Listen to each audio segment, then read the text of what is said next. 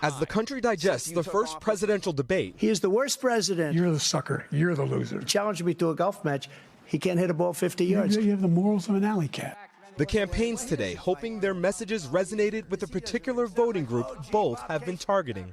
What do you say to black voters? 87% of black voters backed President Biden in 2020, but that support has slipped, down to 71% according to recent polling by NBC News.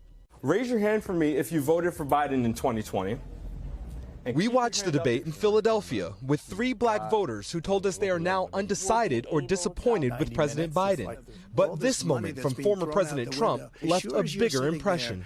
The fact is that his big kill on the black people is the millions of people that he's allowed to come in through the border. They're taking black jobs and they're taking Hispanic jobs. There's no such thing as a black job.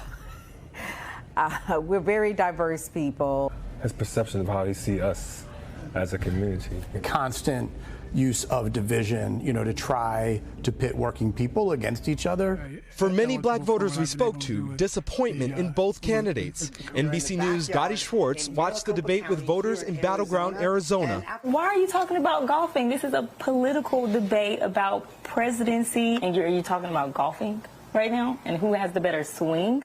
The reaction to last night's debate we heard from many, frustration and even sadness. It really makes you not want to vote for the presidency. It really does. If black voters choose not to turn out in key swing state cities like Philadelphia, that could almost certainly spell electoral trouble for President Biden in November. Lester? All right, Shaquille Brewster, thank you. Thanks for watching. Stay updated about breaking news and top stories on the NBC News app or follow us on social media.